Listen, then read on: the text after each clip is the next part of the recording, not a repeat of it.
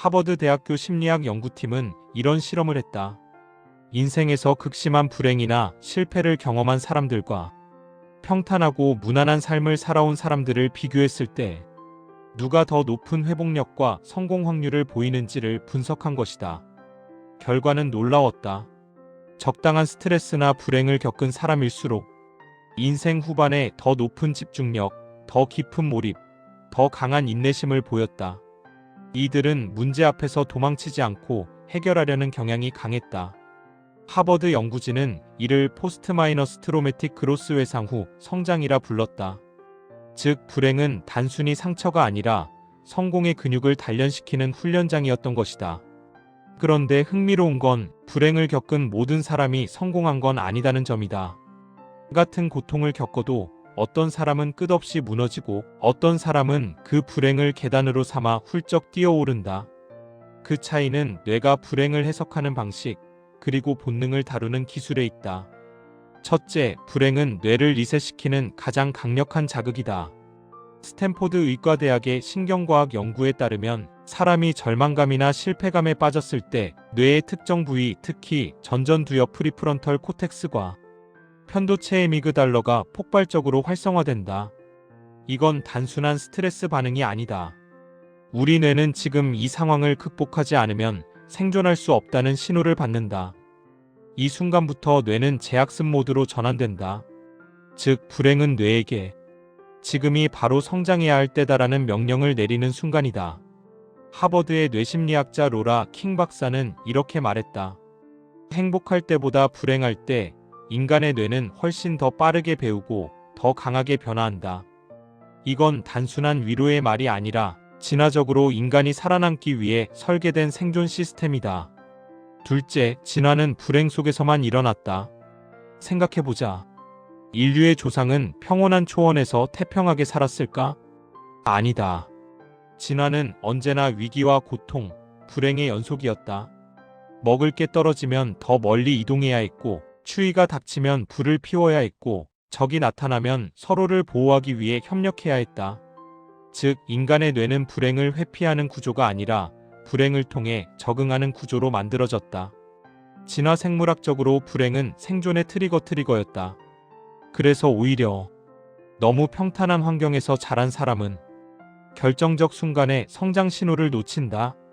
이건 실제로 스탠포드대 환경 마이너스 적응 실험에서도 증명됐다.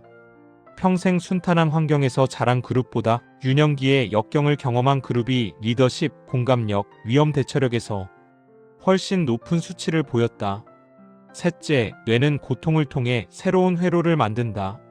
신경가소성 NeuroPlasticity. 뇌과학에서 이 개념은 뇌가 스스로 구조를 바꾸는 능력을 뜻한다.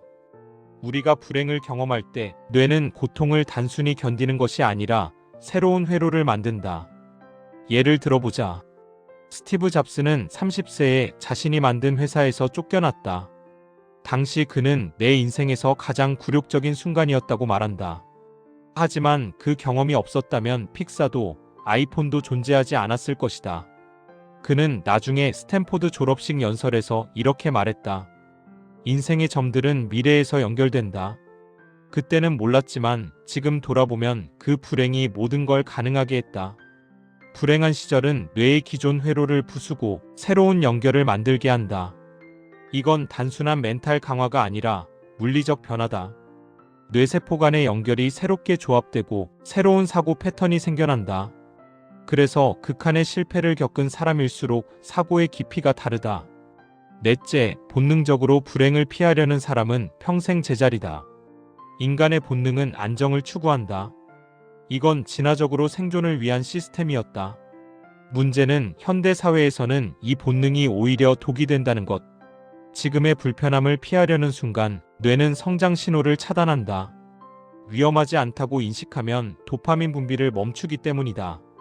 그래서 늘 안전한 선택만 하는 사람은 아무리 공부하고 노력해도 도파민 루프가 돌지 않는다.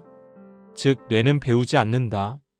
반대로 불행과 마주한 사람은 도파민 대신 노르에피네프린 NOREPINEPHRINE라는 집중 호르몬이 폭발적으로 분비된다. 이게 바로 몰입의 시작점이다. 테슬라의 일론 머스크가 수차례의 파산 위기 속에서도 미친 듯이 몰입할 수 있었던 이유가 여기 있다. 그는 인터뷰에서 이렇게 말했다. 지옥을 경험했기 때문에 지금의 문제는 그저 연습일 뿐이다. 다섯째, 불행한 시절은 도파민 중독 사회에서 당신을 해방시킨다. 요즘 사람들은 불행을 견디지 못한다. 조금만 외로워도 SNS를 켜고 조금만 실패해도 유튜브로 도망간다. 이건 현대판 진통제 중독이다. 즉, 순간적인 도파민으로 불행을 잊으려는 습관. 하지만 하버드의 심리학자 마이클 노튼 박사는 이것이야말로 성장의 가장 큰 적이라고 말한다. 불행을 피하면 뇌는 현실의 통증을 잊는 대신 노력할 이유도 잃는다. 결국 불행을 무시한 사람은 도파민에 중독되고 즉각적인 쾌락 외에는 집중을 유지하지 못한다. 반대로 불행을 직시하고 받아들인 사람의 뇌는 서서히 세로토닌 시스템으로 이동한다. 이건 도파민처럼 일시적 쾌감이 아니라 의미와 평온을 느끼는 장기 시스템이다. 그래서 진짜 성공한 사람일수록 불행 속의 의미를 찾는다. 여섯째, 불행을 견디는 사람은 결국 시간의 주인이 된다. 불행한 시절은 느리다. 시간이 멈춘 것 같고 아무 일도 안 되는 것처럼 느껴진다. 하지만 그 시간은 내면의 근육을 단련하는 가장 깊은 구간이다. 워런 버핏은 40대 중반까지 세상이 주목하지 않았다. 그는 주식시장이 폭락해도 기업이 망해도 기다릴 줄 아는 사람이었다. 그는 말했다. 시장에서는 인내심이 없는 사람의 돈이 인내심이 있는 사람에게 흘러간다. 불행은 사람을 느리게 하지만 그 느림 속에서 시간을 다루는 감각이 만들어진다. 즉, 불행을 견디는 사람만이 장기적 사고를 할 수 있다. 그건 단순한 멘탈이 아니라 뇌의 구조가 바뀐 결과다. 일곱째, 불행은 인간을 의식의 단계로 끌어올린다. 심리학자 빅터 프랭클은 나치 강제 수용소에서 가족을 모두 잃었다. 그는 말한다. 인간은 어떤 상황에서도 의미를 찾을 수 있는 존재다. 그는 의미치료의 로지오THERAPY라는 새로운 심리학을 만들었고 그 철학은 지금까지도 수많은 CEO와 리더십 교육에 쓰인다. 프랭클의 핵심은 이거다. 불행을 겪은 사람만이 불행을 초월할 수 있다. 실제로 인간의 뇌는 불행을 통해 자아의식 셀프-어너스를 강화한다. 편도체가 감정 반응을 줄이고 전두엽이 사고를 통제하기 시작한다. 그때부터 인간은 감정의 노예가 아니라 의식의 조종자가 된다. 이게 바로 부자들의 뇌 구조다. 그들은 감정에 휘둘리지 않고 불행조차도 데이터로 본다. 불행을 피하지 말라. 그건 당신의 인생이 업그레이드 중이라는 신호다. 하버드 연구에서도 뇌과학에서도 진화론에서도 모두 같은 결론을 내린다. 불행은 당신을 망가뜨리지 않는다. 다만 당신의 내면을 새롭게 세팅할 뿐이다. 불행은 모든 사람에게 찾아온다. 그러나 그걸 성공의 연료로 바꾸는 사람은 단 1%뿐이다. 그들은 불행을 피하지 않는다. 오히려 불행을 조작한다. 이건 감정의 기술이자 뇌의 시스템을 아는 과학이다. 하버드대 정신의학 교수 조지 베일런트 조지 BAILLANT는 40년간 800명의 사람을 추적 연구한 끝에 이렇게 말했다. 성공의 핵심은 IQ도 출신도 아니다. 불행을 해석하는 방식이다. 그가 말한 건 단순한 낙관이 아니다. 불행을 재해석하는 능력은 뇌의 구조적 차이를 만들어낸다. 실제로 불행을 성장으로 바꾸는 사람들의 뇌는 전전두엽과 해마의 연결이 강하게 형성되어 있었다. 이건 곧 감정적 반응보다 논리적 통제력이 앞선다는 뜻이다. 첫째, 불행을 의미로 바꾸는 순간 뇌는 통제권을 되찾는다. 하버드의 긍정심리학 실험에서 흥미로운 결과가 나왔다. 실험 참가자들에게 고통스러운 사건을 떠올리게 한 뒤 그 사건에서 무엇을 배웠는가를 기록하게 했다. 그룹 A는 단순히 감정을 표현했고 그룹 B는 사건의 의미를 분석했다. 결과는 극명했다.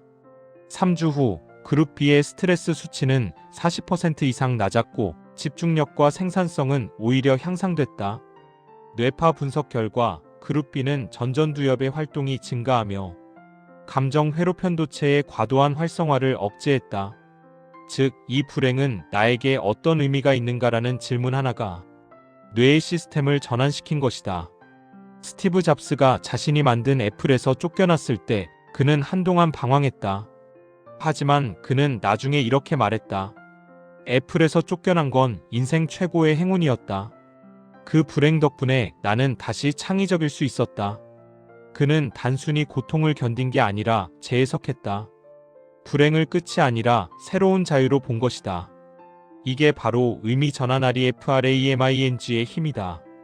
이 기술은 하버드 비즈니스 스쿨의 리더십 강의에서도 CEO 생존 기술로 가르쳐진다.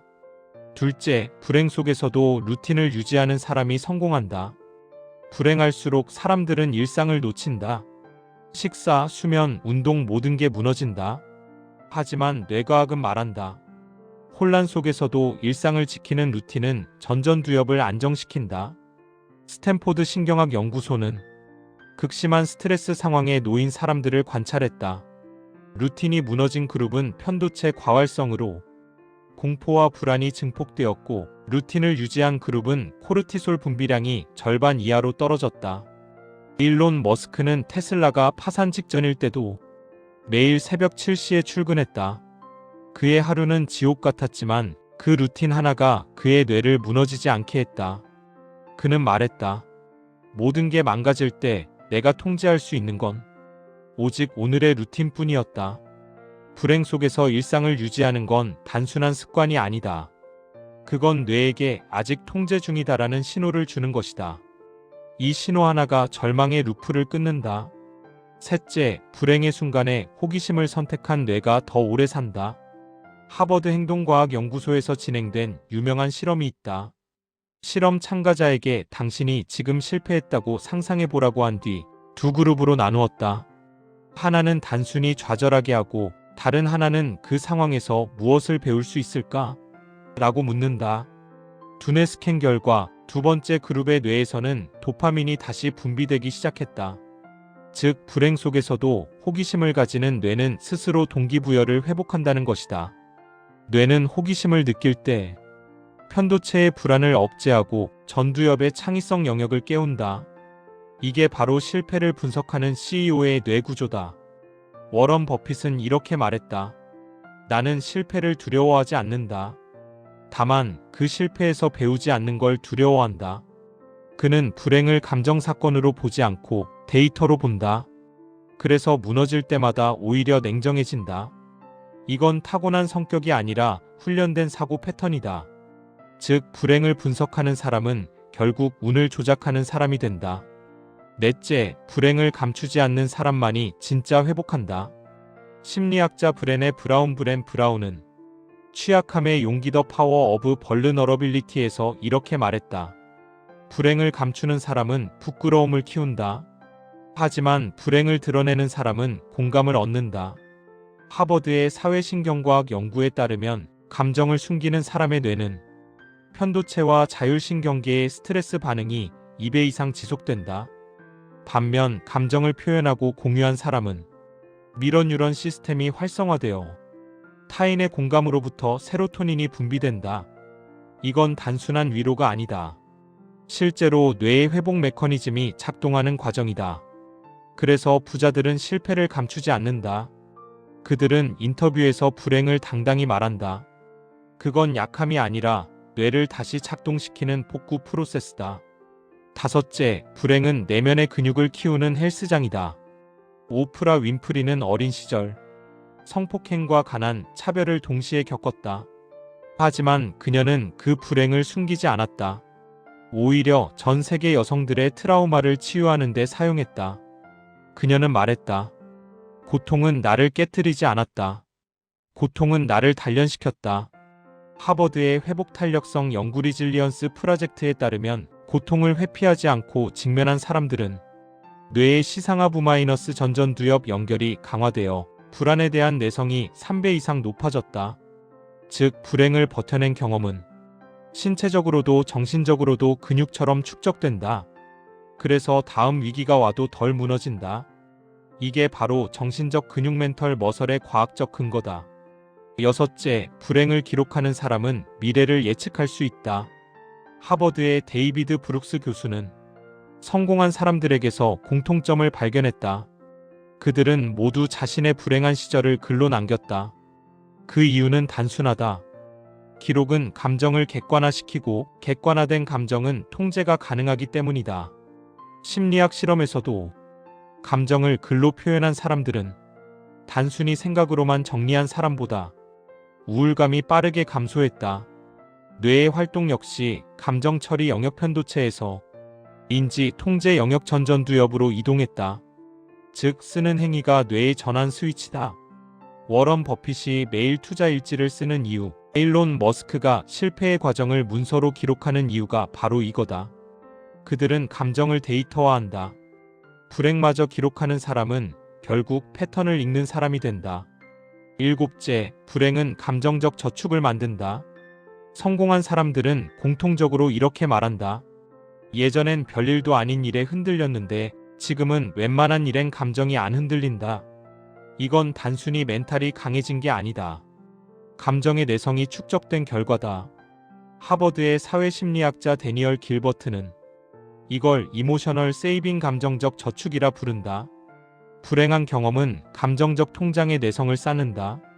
이게 많을수록 위기 상황에서 감정의 폭이 줄고 판단이 명료해진다. 즉, 불행은 감정의 리스크 헤지다. 버핏이 수많은 위기를 맞아도 침착했던 이유가 바로 이것이다. 그의 뇌는 이미 수천 번의 불행 시뮬레이션을 통과했다. 그래서 현실의 위기에서도 그는 본능적으로 웃으며 이렇게 말한다. 시장은 언제나 공포를 판다. 그때 나는 기회를 산다. 불행한 시절은 누구에게나 온다.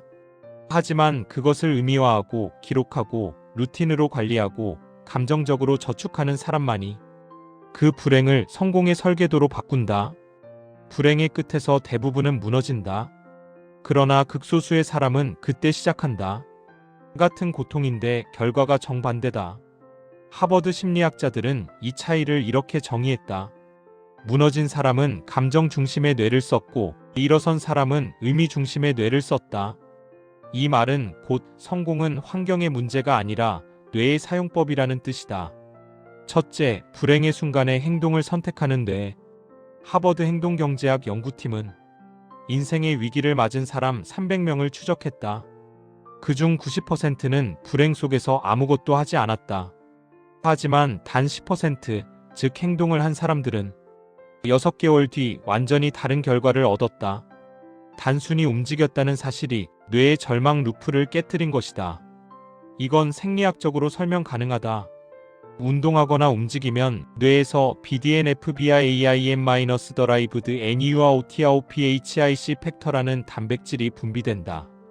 이건 뇌세포를 성장시키고 감정 회복을 돕는 뇌의 비료 같은 물질이다.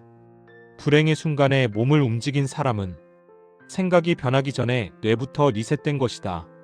그래서 오프라 윈프리는 불행할 때마다 이렇게 했다. 움직이세요. 설거지라도 하세요. 몸을 쓰면 마음이 따라옵니다. 실제로 그녀의 이 말은 하버드 의대의 디프레션 무브먼트 세러피와 완벽히 일치한다.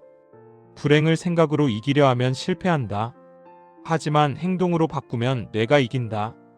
둘째, 불행의 끝에서 감사를 훈련한 사람들. 하버드 대학원 연구진은 불행 속 감사 실험이라는 흥미로운 실험을 진행했다. 경제적, 관계적 위기를 겪는 사람들에게 하루에 단 3가지 감사할 일을 기록하게 했다.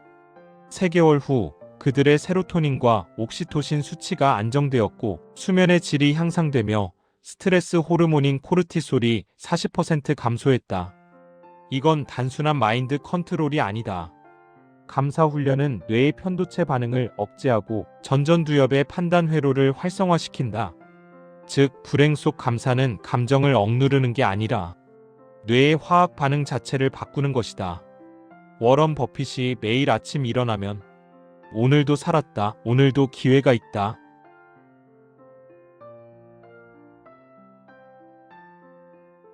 불행은 뇌를 과부하 상태로 만든다. 이때 복잡한 목표를 세우면 뇌는 도파민을 분배하지 못하고 좌절한다. 스탠포드의 신경경제학 연구에서 실패 후 빠르게 회복한 사람들은 공통적으로 단 하나의 명확한 목표에만 집중했다. 예를 들어, 이번 달엔 살아남는다. 오늘 하루만 버틴다. 이처럼 단순한 목표는 도파민을 지속 분비하게 만든다. 도파민은 보상 예측의 신호다. 목표가 단순할수록 예측이 명확해지고 그 결과 뇌는 계속 동기부여를 유지한다. 일론 머스크가 스페이스X를 시작했을 때 로켓이 3번 폭발했다. 그때 기자들이 물었다. 당신은 아직도 포기하지 않습니까? 그는 말했다. 지금 내 목표는 단 하나예요. 연료를 다시 채우고 다시 쏘는 겁니다. 그 단순한 목표 하나가 그를 다시 일으켜 세웠다. 불행할수록 목표는 단순해야 한다. 복잡함은 절망을 키우지만 단순함은 희망을 만든다. 넷째, 불행은 몰입을 위한 준비 단계다. 하버드의 몰입 심리학자 미하이 칙센트미하이는 플로 몰입 개념을 제시했다. 그는 인간은 고통 속에서만 진짜 몰입을 배운다고 말한다. 실제로 고통을 경험할 때 뇌의 전전두엽 일부가 잠시 비활성화된다. 이건 뇌가 자기 비판 모드를 꺼버리고 순수 집중 모드로 전환된다는 뜻이다. 이 현상은 스포츠 선수들이 존존에 들어갈 때와 같다. 즉, 불행은 몰입의 전조다. 그때 대부분의 사람은 멈추지만 소수의 사람은 그 타이밍을 몰입으로 진입한다. 스티브 잡스가 괴로운 순간이 창조의 문을 연다고 말한 것도 이 때문이다. 그는 퇴출 이후 새로운 몰입의 상태로 DXT와 픽사를 탄생시켰다. 고통의 순간이 집중의 문으로 바뀐 것이다. 결론, 불행은 성공의 리허설이다. 불행은 당신을 시험하기 위해 온 게 아니다. 당신의 업그레이드 버튼을 누르기 위해 온 것이다. 하버드 심리학, 스탠포드 뇌과학, 진화 심리학의 모든 결론은 같다. 불행은 인간의 성장 알고리즘의 필수적인 요소다. 불행은 당신의 뇌를 재배선하고 감정을 정제하며 삶의 철학을 완성시킨다. 인생은 불행이 지나간 후 비로소 진짜 나가 깨어난다. 고통은 나를 부순 게 아니라 나를 깎아 다듬었다. 오프라 윈프리. 불행이 없었다면 나는 여전히 평범했을 것이다. 일론 머스크. 위기는 나를 겁주지 않는다. 그것은 단지 내가 새로워질 시간이다. 스티브 잡스. 당신의 불행은 끝이 아니라 시작이다. 그건 세상이 당신을 시험하는 게 아니라 당신이 세상을 다시 쓰기 위해 겪는 리셋 과정이다. 불행한 시절이 있어야 진짜 성공이 온다. 그리고 그건 단 한 번도 예외가 없었다. 댓글로 여러분들의 생각을 알려주세요. 지금까지 더리치랩이었습니다. 구독과 좋아요는 영상 제작에 큰 힘이 됩니다.